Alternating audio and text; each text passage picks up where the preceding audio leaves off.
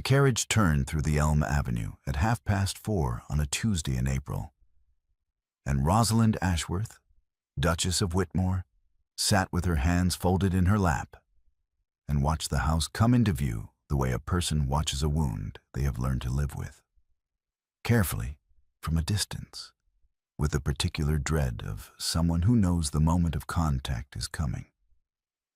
3 years, she had told herself. In the rented cottage in Dorset, with its low ceilings and its good kitchen garden and its reading circle that met on Thursdays, that she had made her peace with Whitmore Hall. She had told herself that leaving was the bravest thing she had ever done. She had told herself, in the particular quiet of early mornings before anyone else was awake, that she did not miss it. The carriage wheels hit the gravel of the drive, and the house rose before her in the April light. Every window where she remembered it, every stone unchanged, and the 3 years of careful telling collapsed in a single breath. She stepped down without assistance. The front door was already open. Mrs. Prewitt stood in the entrance hall, her hands folded, her eyes bright with something she was too professional to name. "My lady," Mrs. Prewitt said. "Mrs. Prewitt?" Rosalind said. She walked through the entrance hall, and the smell reached her before she had taken 3 steps. Beeswax and verbena.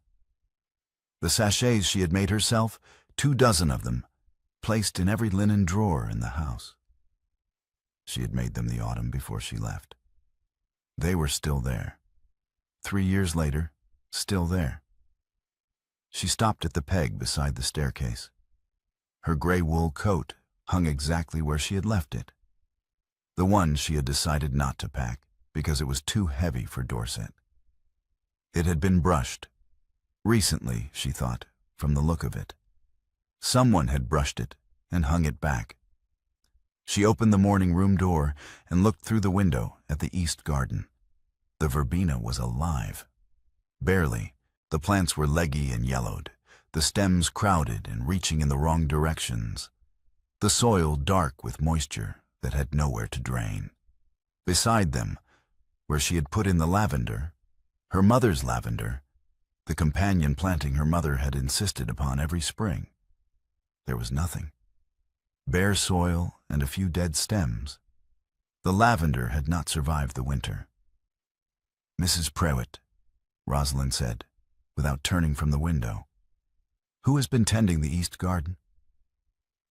"His Grace, my lady," Mrs. Prewitt said, "every morning without fail." Rosalind closed the morning room door and stood with her back against it. She heard a door open down the corridor. Edmund's study. She knew that sound. The particular resistance of that door, the way the handle turned before it gave. She had heard it 10,000 times. He appeared in the hall. He was wearing his morning coat, and his hair needed cutting, and he looked exactly as she remembered him, except for something around the eyes that she did not have a name for yet, and did not intend to examine closely. He saw her. Neither of them spoke. The hall clock ticked 4 seconds. She counted them without meaning to, the way she had always counted things when she needed to keep her hands still. "Rosalind," he said. "Edmund," she said. He looked at her the way a man looks at something he has been trying to remember the exact shape of for 3 years and is now discovering he had it right. "Philip said Tuesday," he said. "It is Tuesday," she said. He stood in the center of his own entrance hall with his hands at his sides, and she looked past him at the morning room door, and then back at the coat on the peg, and then at the hall table where a breakfast setting had been laid for 2. She could see it through the open dining room door, the second place, the second cup, set as though she had only stepped out for the morning. "You did not change anything," she said. He answered quietly, "No. Not the coat, not the sachets, not the breakfast setting." He held her gaze. No. She waited. He did not add anything. Edmund had never been a man who added things. That was precisely the difficulty. 3 years, Edmund, and the house looks exactly as I left it. He was quiet for a moment, and then he said, I did not know what to change. I did not know what any of it meant. She set her bag down on the hall floor. She looked at him directly, which she had been avoiding since she stepped out of the carriage. That is why I left, she said.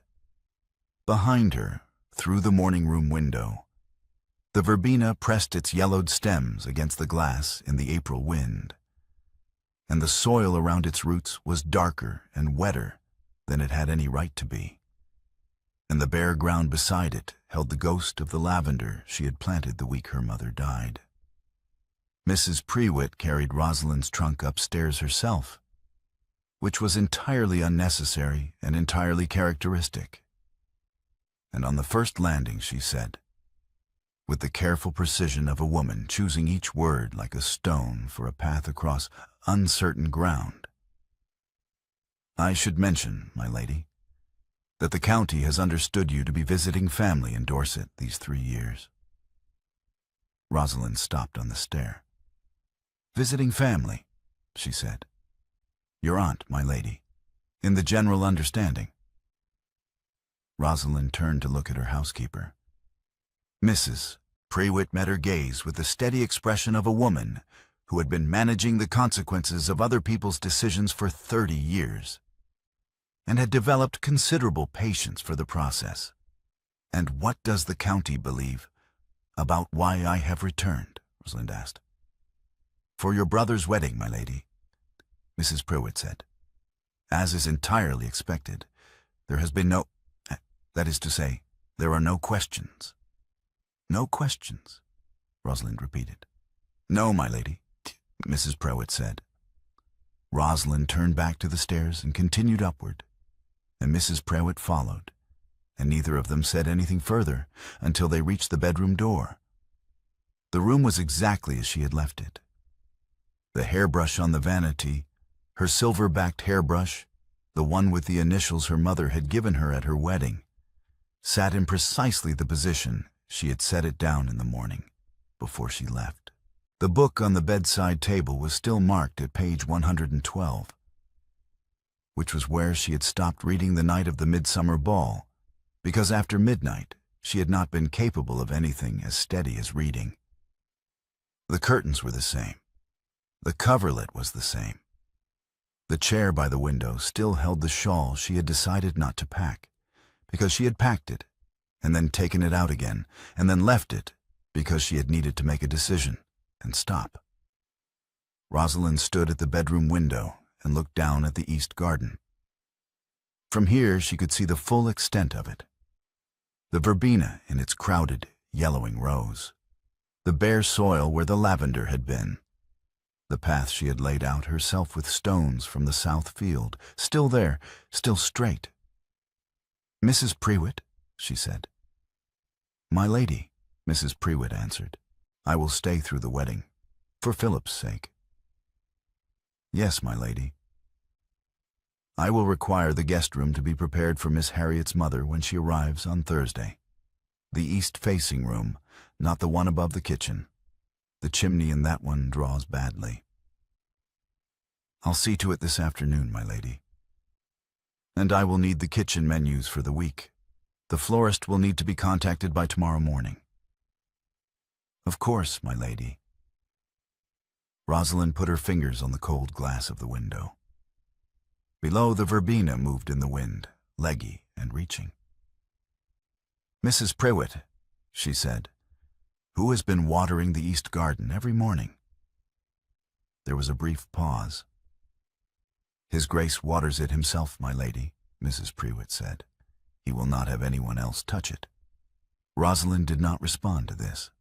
She kept her eyes on the struggling plants below, and said nothing, and Mrs.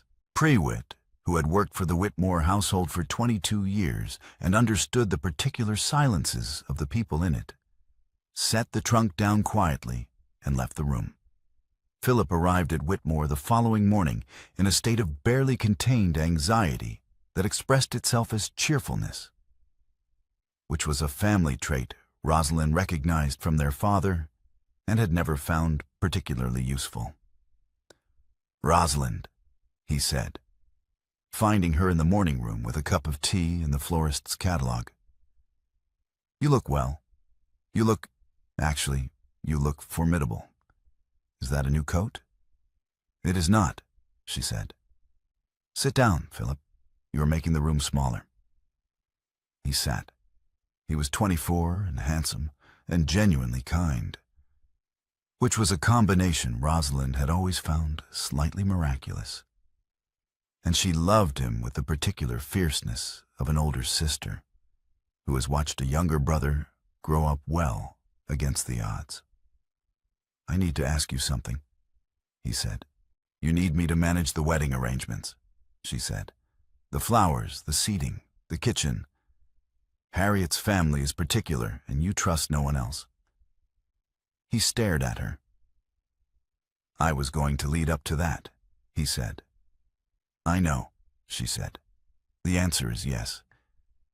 Give me the Fenton family's requirements, and I will have a plan by this afternoon." He exhaled, and the relief on his face was so complete and so transparent that she had to look back at the catalog to avoid being moved by it. "Thank you," he said. "Rosalind, thank you." She began her lists. By early afternoon, she had filled 4 pages, and she went to the East Garden to think through the flower arrangements, because she had always thought better outdoors, and because she told herself it had nothing to do with anything else. Edmund was there. He was crouched beside the verbena with a pair of scissors. Kitchen scissors, she noted, not the garden shears from the tool shed, which told her everything she needed to know about the state of the tool shed. And he was cutting at the stems with a grip that pressed the blades together rather than sliding them, crushing the tissue instead of cutting it cleanly. She watched him for a moment. He had not heard her on the gravel path. He was frowning at the plant with the concentrated expression of a man attempting something he knows he is not doing correctly, but has no one to ask. She walked forward and put her hand over his on the scissors. He went still. She felt his fingers under hers, the warmth of them, the slight roughness of a man who had been doing his own garden work for 3 years without gloves. She held his hand on the scissors for a moment and then adjusted his grip. Index finger here, not there. The blade should slide, not press. And she held it 3 seconds longer than instruction required. And then she released. "Not like that," she said. "You are crushing the stem. The cut needs to be clean, or the wound rots." She demonstrated on the nearest stem. A single clean movement, the scissors sliding through at the second node, and handed the scissors back to him without meeting his eyes. "The second node," she said. "Not the first. And the lavender is dead because it needed to be in the ground before the first frost. It cannot be replanted until May." She walked back inside without another word. The rehearsal dinner was on Thursday evening, and Rosalind moved through it the way she moved through all things that required management, with the calm efficiency of a woman who had learned early that visible effort was a form of weakness and had constructed her competence into something that looked, to the uninformed observer, entirely effortless. She redirected a footman with a glance when he was about to place the wrong wine on the wrong end of the table. She changed a placement card between the fish course and the meat course because she had noticed 3 minutes into the dinner that Sir Andrew Fenton and old Lord Carew had a history that would make the current seating arrangement unpleasant for everyone within 4 chairs. She managed a conversation between Harriet's mother and Lady Carew that had been developing toward disaster by asking Lady Carew a question about her garden that required a 12-minute answer. Edmund watched from across the table. She noticed him noticing, She had always noticed Edmund. That had never been the difficulty. The difficulty had always been that she could not determine, from the watching, what he saw. The neighbor to Rosalind's left, Mrs. Alcott, a pleasant woman from the neighboring estate, who had been at Whitmore for every significant occasion for 20 years, leaned toward her during a lull and said warmly, "3 years in Dorset, Lady Whitmore. You must have had a lovely time. How is your aunt keeping?" Rosalind set down her wine-glass. "My aunt died in 1819, she said. I was not in Dorset visiting her." Mrs. Alcott's face went through several expressions in rapid succession. The table had gone quiet enough that the words had carried. Edmund, across the table, did not move. His fork was in his hand, and he set it down. And he became very still in the way that a man becomes still when he understands that something has just changed, and he cannot yet calculate the extent of it. Rosalind did not look at him. She turned back to Mrs. Alcott with a pleasant expression and asked after her eldest daughter. And the conversation moved on, and the dinner concluded with the Fenton family expressing themselves satisfied with the arrangements, which was the best outcome Rosalind had been aiming for. Afterward, she stepped to the terrace door. The night air was cold and smelled of the garden below. She stood with her back straight and her hands loose at her sides and breathed. She felt the weight of the shawl settle over her shoulders before she heard him behind her. She knew the shawl. It was the one from the bedroom chair, the one she had taken out of the trunk and left behind. She felt its particular weight, the softness of the cashmere at the edge, and she understood that he had kept it on the chair for 3 years and had brought it downstairs tonight, and she did not remove it. She adjusted it with one hand, pulling it closer at the shoulder, and did not turn around. Not. In the corridor outside the dining room, Edmund fell into step beside her. "You managed the entire evening," he said. "I watched you redirect the Fentons twice, change the seating without anyone noticing, and prevent whatever was developing between Lady Carew and Mrs. Fenton." "Yes," she said. He was quiet for a moment, and then he said, "I thought the house ran itself." She stopped walking. She turned to look at him fully in the corridor light, with the noise of the departing guests still audible from the dining room behind them. "Yes," she said. "You did." He opened his mouth and then closed it, and she saw him searching for the next sentence and not finding it, and she turned and walked on. The ballroom door was at the end of the east corridor, and she had not intended to stop at it. But she found herself with her hand on the handle before she had consciously decided anything. She pushed it open. The room was cold and dim. The furniture in dust covers, the chandeliers unlit. The pianoforte stood against the far wall, uncovered. She had never put a cover on the pianoforte. She had thought it unnecessary, and it was open to the piece she had been playing the night of the midsummer ball. She could see the music from across the room. She had left it open. It was still open. She walked to the bench and sat down. She put her right hand on the keys and pressed one note. It rang through the empty room, clear and cold. She played a second bar. She heard him come in. She heard him stop behind her, a few feet away, and she did not turn. She played a third bar, and then a fourth, and then she heard the sound of his hand settling on the closed lid of the pianoforte beside her. Not on her shoulder, not on her hands, but on the wood beside her hands, close enough that she could see his fingers in her peripheral vision. He began to tap the lid in time with the music. Clumsily, the rhythm of a man who had listened to her play 100 times and absorbed something of the shape of it without ever learning the count. She reached up and covered his tapping hand with hers. She pressed it flat against the wood and stilled it. "You are off tempo," she said. His hand did not move beneath hers. She did not remove her hand. Harriet Fenton came to Rosalind's room the following morning, which was not something Rosalind had anticipated, and sat in the chair by the window with the directness of a 22-year-old who had not yet learned that directness was considered a liability in women.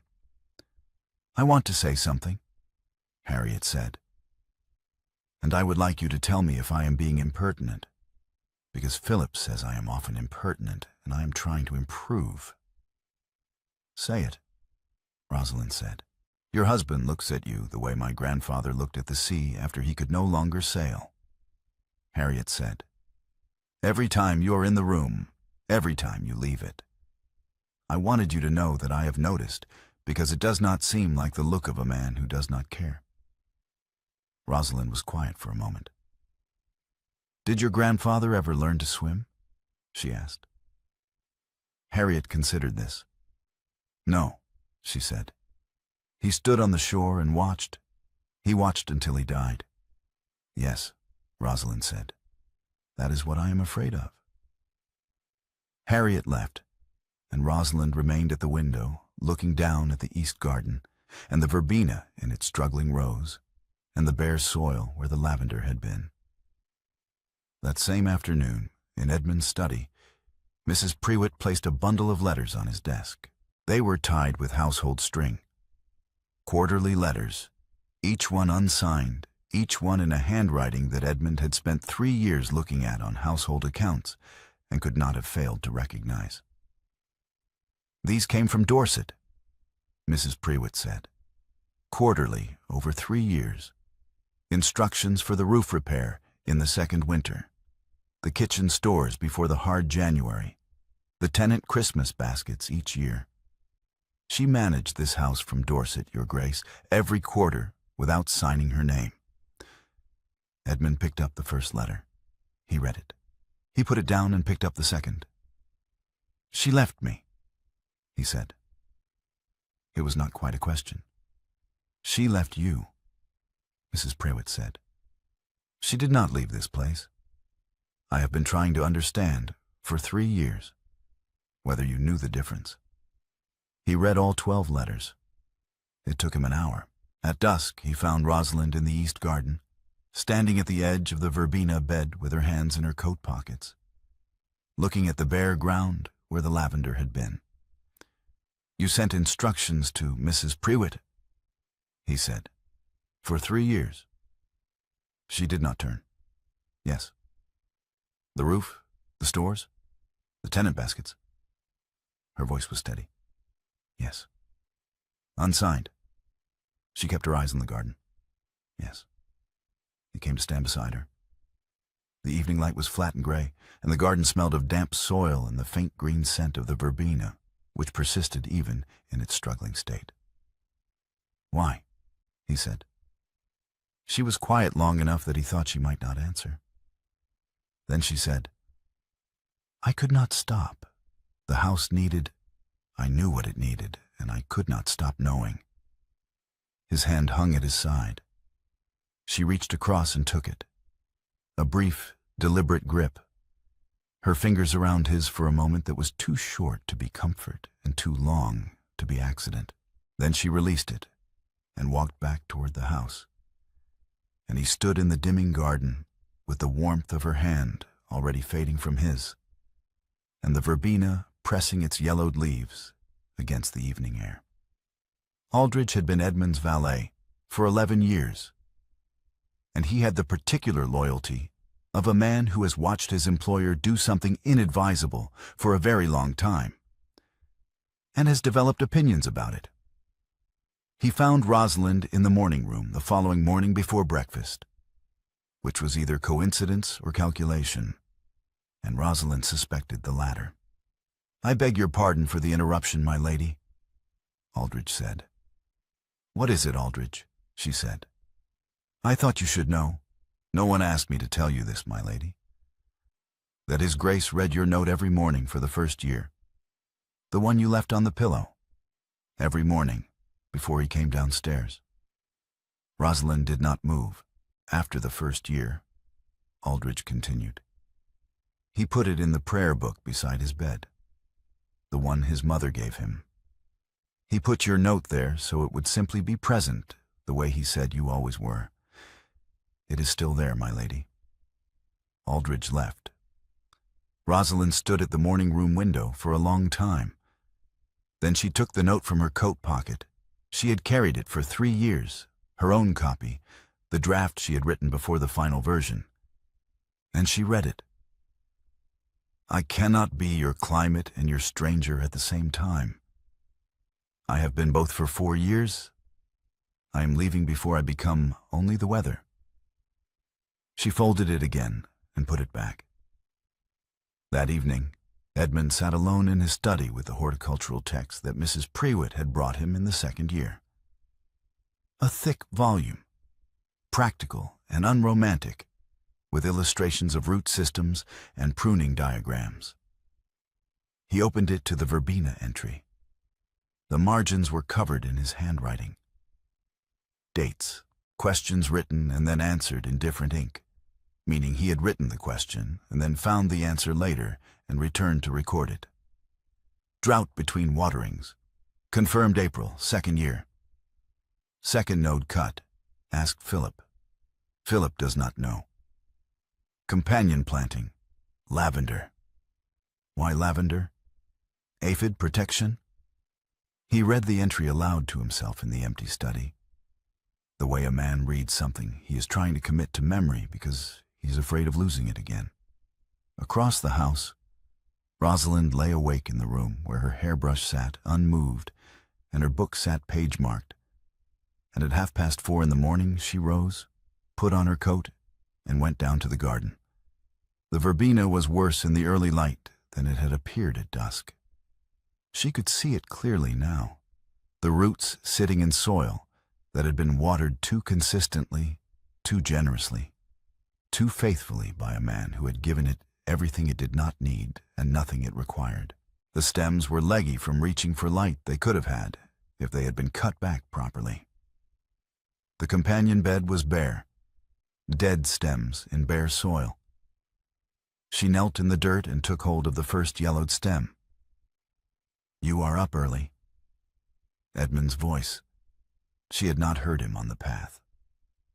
So are you, she said without looking up. He came to stand at the edge of the bed. He was in his morning coat, his hair uncombed, and he looked at the verbena with the expression of a man confronting evidence of a long failure.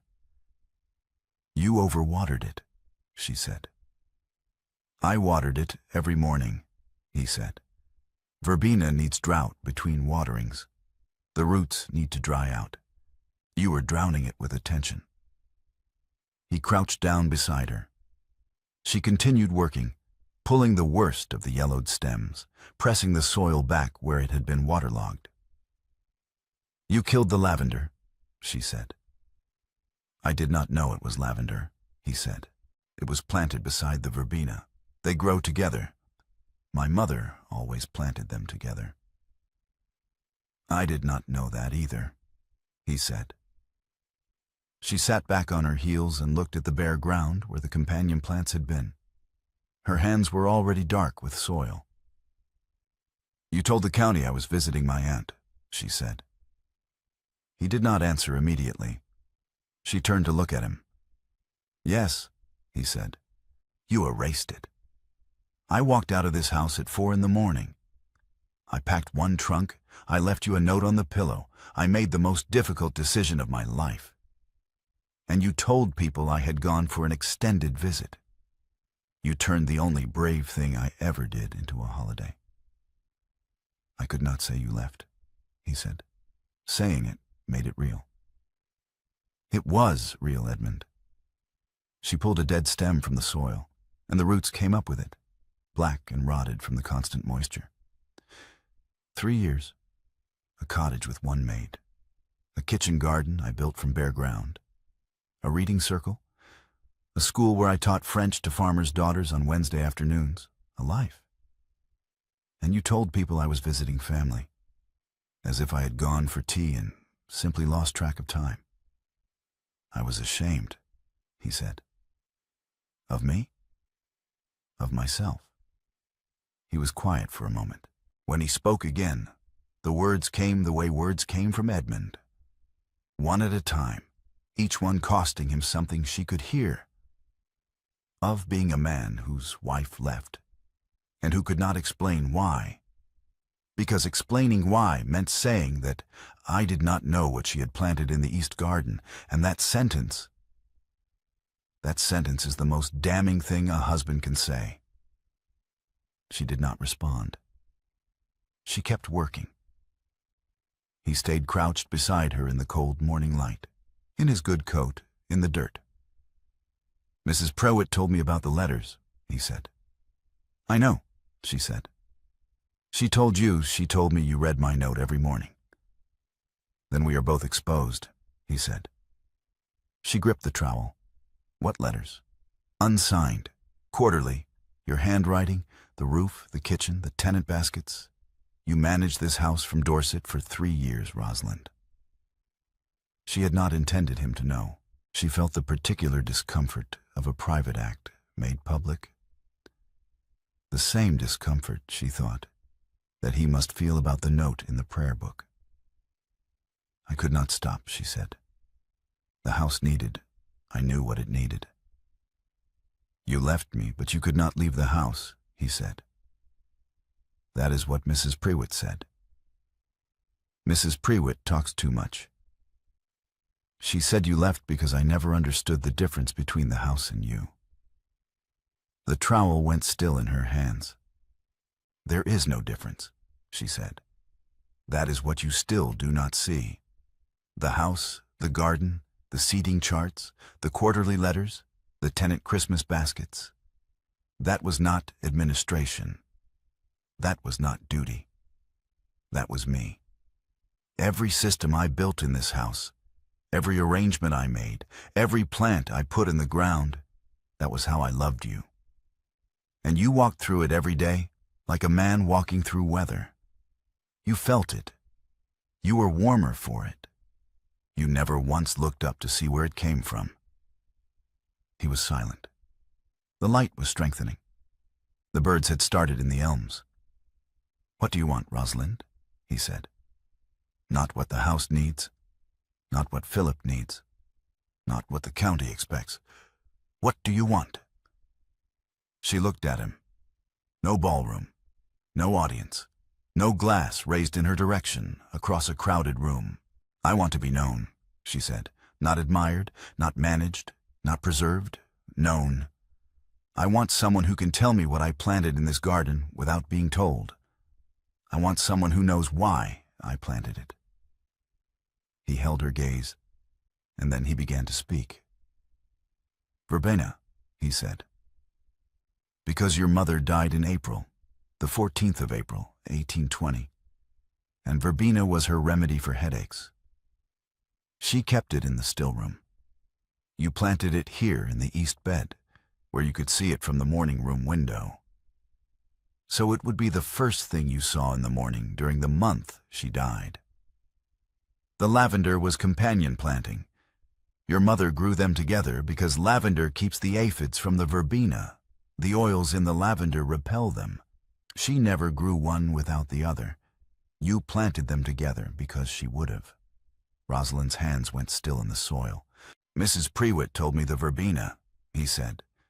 Aldridge told me about your mother's still room. He remembered from when you first came to Whitmore. You asked him where the drying racks were kept. Your brother told me about the lavender. He said you were 8 years old when your mother first showed you the companion planting, and you asked her why they needed each other. And she said that some plants protect each other from what would destroy them alone. He paused. I have been learning your garden the way a man learns a language he should have spoken from birth. I am slow at it, but I have not stopped. She looked at him. He was kneeling in the dirt in his morning coat, with soil on his knees and the early light on his face. And there was no audience, and no glass raised, and no room full of people to receive what he was saying. It was only him, saying it directly, at a cost she could hear in every word. She reached across the struggling Verbena and took his face in both her soil-covered hands, her thumbs on his cheekbones, her fingers in his hair, and she kissed him. When she pulled back, there were dark marks on his face where her hands had been. "You have dirt on your face," she said. "You put it there," he said. She held his gaze. Yes. They stayed in the garden while the light came up over the elms she had planted in the second year, and the verbena pressed its yellowed leaves toward the strengthening sun, and the bare soil beside it waited for what would be put back. The Whitmore chapel held 40 guests, and Philip and Harriet were married on Saturday morning in April sunshine that came through the south windows and made the stone floor look like water. Rosalind had arranged the flowers herself, working in the chapel the evening before with 2 housemaids and a great deal of garden twine. She had used verbena and lavender, the lavender bought from the florist in the village, since her own was dead and would not be replanted until May. And she had arranged them together the way her mother had always arranged them. The silver gray of the lavender threaded through the purple of the verbena, each stem placed with the particular attention of someone who understands why the 2 plants belong beside each other. Edmund noticed during the ceremony. She saw him notice, a slight turn of his head toward the arrangement on the chapel windowsill. A pause, a recognition. He said nothing. Afterward, in the corridor outside the chapel, while Philip and Harriet received the guests, Edmund came to stand beside Rosalind. "Verbena and lavender," he said. "Together," she said. He nodded. It was the nod of a man filing something carefully away in a place where he would not lose it. The wedding breakfast was held in the ballroom, reopened for the first time in 3 years. Rosalind had arranged the seating. Edmund was beside her, not across the room, not at the far end of the table, but beside her, close enough that she could hear him breathe. Philip's toast was not long. He was not a man who spoke at length when brevity would do, which was a quality Rosalind had always respected in him. "To Harriet," Philip said, raising his glass, "who makes every room warmer, every meal better, every morning worth getting up for. I know this because I pay attention." The room applauded. Edmund turned to Rosalind. His voice was quiet enough that only she could hear it. "You make me feel alive," he said. "I should have said it here, like this, to you, not to a room full of people who were not you." "You are saying it now," she said. 3 years late," he said. "Late is not the same as never," she said. He picked up his wine glass. He did not raise it toward anyone across the room. He simply held it and looked at her, and she looked back, and the ballroom filled with the sound of her brother's happiness. 1 month later, the breakfast room held 2 place settings, both occupied. Rosalind sat with her correspondence, 3 letters from the County Gazette regarding her next horticultural piece, a note from the Dorset Reading Circle, which had continued under new management, a bill from the florist for the wedding flowers. She was making notes in the margin of the florist's bill because the pricing for lavender in April was unreasonable, and she intended to say so when Edmund came in. He crossed to the sideboard and poured her tea first, then his own coffee. He set her cup beside her correspondence without interrupting her reading. Then he stood at the window for a moment, looking out at the east garden. "The verbena needs pruning," he said. "Mrs. Prewitt showed me the second node cut last week, but I want you to check it before I start." Rosalind set down her pen. "You are asking me about the garden," she said. "I am asking you about the garden," he said. She looked at him. He was holding his coffee cup with both hands, watching her with the patient expression of a man who has decided to be patient and is finding it less difficult than he expected. "The pruning should have been done in March," she said. "We are a month behind. We will cut back to the second node and remove anything that is still yellowing at the base. I will show you the difference between a healthy stem and one that needs to come out." "Thank you," he said. "Edmund." His eyes met hers. "Yes. The south chimney draws badly in cold weather. Aldridge should arrange the sweep before November." He set down his coffee and went to the writing desk by the door. He took out a small notebook. She had not seen it before. It was new. And he wrote it down. "The sweep," he said, writing. "Before November." "You never used to write things down," she said. "I never used to understand that they mattered," he said.